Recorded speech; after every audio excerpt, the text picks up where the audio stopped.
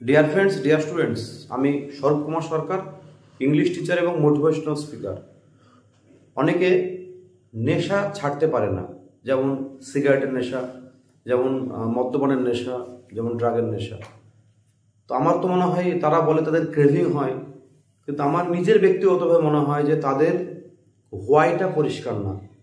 যদি তাদের হোয়াইটা পরিষ্কার হতো তাহলে তারা যে অজুহাতগুলো দেয় আর কি, যেমন থাকতে পারি না, আমার ক্রেভিং হয়, ভাত খাওয়ার পরটা খেতে হয়, বাথরুম যাওয়ার আগে খেতে হয়, এরকম নানা রকম অজুহাত যেগুলো দেয় তারা, এগুলো সব হাওয়ায় উড়ে যাবে যদি তাদের হোয়াইটা ক্লিয়ার হয়। সিমন সিনেকের একটা বই আছে আর কি, সিমন সিনেকের স্টার্ট উইথ হোয়াই। তো আপনার যদি হোয়াইটা পরিষ্কার থাকে তাহলে এই সমস্ত নেশা আপনি এক রাতে ছেড়ে দেবেন, আমার গ্যারান্টি থাকলো। এই প্রসঙ্গে একটা গল্প বলি, দুটো গল্প বলবো, একটা মাদার টেরেসা আর একটা এই সিগারেট ছাড়া প্রসঙ্গে একটা আকর্ষণীয় গল্প। গল্পটি শুনতে গেলে পুরো ভিডিওটি দেখুন। তো ধরুন, গল্পটা ভাবুন, বাস্তবেরই গল্প ভাবুন আর কি, বা কাল্পনিক, আপনি যেরকম খুশি ভাবতে পারেন আর কি। তো গল্পটি হচ্ছে একটা বাবার বয়স হচ্ছে বর্তমানে প্রায় 40+, এবং অনেক দিন পর তার একটা বাচ্চা হয়েছে, সুন্দর একটি ফুটফুটে মেয়েটি ক্লাস 4-এ পড়ে, প্রাথমিক বিদ্যালয়ে আর কি, মানে যে কোনো ইংলিশ মিডিয়াম স্কুল বা ক্লাস 4-এ, স্ট্যান্ডার্ড 4 পড়ে আর। তো সেই ভদ্রলোকটি কিন্তু চেন স্মোকার। খাওয়ার পর বা অফিসের কোনো গুরুত্বপূর্ণ কাজের ফাঁকে সে কিন্তু সিগারেট নিয়মিত খায়। তো অফিস তার বাড়ি সংলগ্নই অফিস, সেখানে সে কাজ করে আর কি। তো একদিন হয়েছে এরকম ঘটনা যে একদিন সেই বাড়ির অফিসের কাজ শেষ করে তার খুব টায়ার্ড লাগছিল আর কি। সেই সাময়িক টায়ার্ড দূর করার জন্য সে বাড়িতে এসে দুপুর টাইমে হালকা লাঞ্চ করার পর সে তার নিজস্ব যে ঘর আর কি, সেই ঘরে সে ধূমপান করছিল আর কি। ঠিক সেই সময় সেদিন তাদের মেয়েটির স্কুলটা একটু তাড়াতাড়ি ছুটি হয়ে যায়। তার মেয়ে উইদাউট স্কুলের ড্রেসটা চেঞ্জ না করে বাবার ঘরে প্রবেশ করে। এটা কোনোদিনই হয় না, কারণ তার মেয়ে স্কুলের ড্রেস চেঞ্জ করে তারপরে ফ্যামিলির সঙ্গে সময় কাটায় বা খেলা করে বা যা কিছু কাজ করে আর কি। তো সেই দিন স্কুলের ড্রেস চেঞ্জ না করেই বাবার ঘরে ঢোকে এবং বাবাকে দেখে বাবা ধূমপান করছে। সে সঙ্গে সঙ্গে রেগে গিয়ে সিগারেটটা দূরে ছুঁড়ে ফেলে দেয় এবং বলে, তুমি আর কোনোদিন সিগারেট খাবে না। তখন বাবা চমকে যায় এবং সে অবাক হয়ে ভাবে, মেয়েটি এত বড় সাহস কেমন করে হলো যে তার বাবার সিগারেট খেতে নিষেধ করছে বা সিগারেটটা ছুঁড়ে ফেলে দিচ্ছে আর কি। তখন মেয়েটিকে জিজ্ঞাসা করে, তুমি কেন এরকমটি করলে আর কি। তখন মেয়েটি বলে, বাবা, আমি তোমাকে প্রচণ্ড ভালোবাসি। আমি চাই আমার যখন বিয়ে হবে, যদি ক্লাস 4-এ পড়ে, তাহলে বয়স হয় 10+, তাহলে বিয়ে হবে এখনও 16 বছর পরে আর কি। আমি যদি অ্যাভারেজ 25 বছর ধরি আর কি, তাহলে বলছে আমার যখন বিয়ে হবে আমি চাই সেই বিয়ের আসরে তুমি থাকো, তুমি নিজে হাতে করে আমার বিয়ে দাও, সমস্ত দায়িত্ব তোমার উপরে থাকে।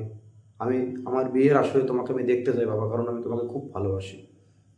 সেই কথা শুনে বাবা চমকে যায় এবং মেয়ে আরও বলে যে স্কুলে সেই দিনই সে শুনে এসছে তার ম্যাডাম তাকে বলেছে যারা ধূমপান করে তারা অল্প বয়সে মারা যায়, আর বাবার বয়স 40+, লাস্ট থেকে 16 বা 15 বছর পরে তার বাবার বয়স হবে 55+ বা 60-র কাছাকাছি আর কি। সেই মেয়েটি চেয়েছিল যে তার বিয়েতে যেন তার প্রিয় বাবা অবশ্যই উপস্থিত থাকে।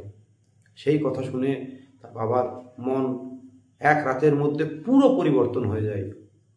রাতে বাবার ঘুম আসে না, সে সারা রাত ধরে ভাবে যে সত্যিই তো আমিও চাই আমার একমাত্র এই মেয়েটির বিয়েতে আমি উপস্থিত থাকতে চাই। তারপর থেকে সেই লোকটি আর কোনো দিনই জীবনে ধূমপান করে না।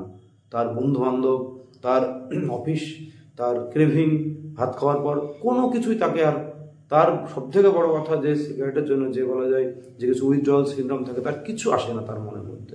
তার এতটুকু মনিকঠা ইচ্ছা করে না যে আমি আর একটা বাড়তি সিগারেট খাই। শুধুমাত্র একটাই কারণ তার পরিষ্কার হয়ে গেছিল যে আমাকে মেয়ের বিয়েতে সুস্থভাবে উপস্থিত থাকতে হবে।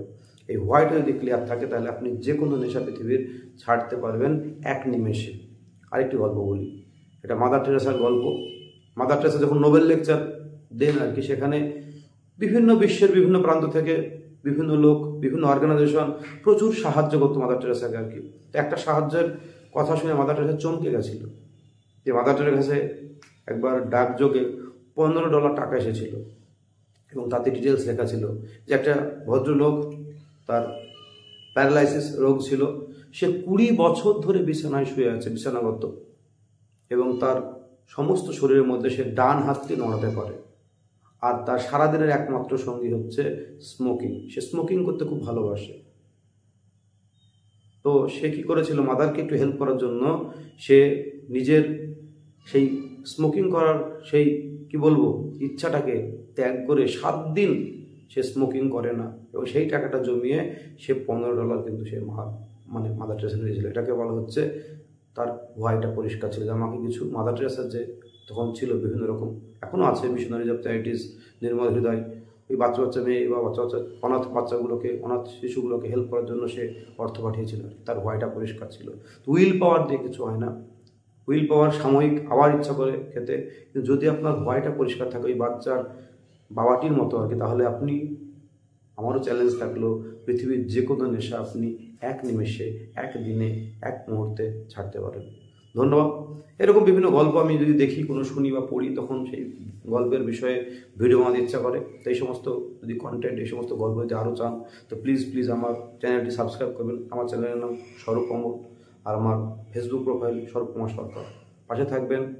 আপনারা ভালো থাকুন, সুস্থ থাকুন, এই কামনা করি ঈশ্বরের কাছে। ধন্যবাদ।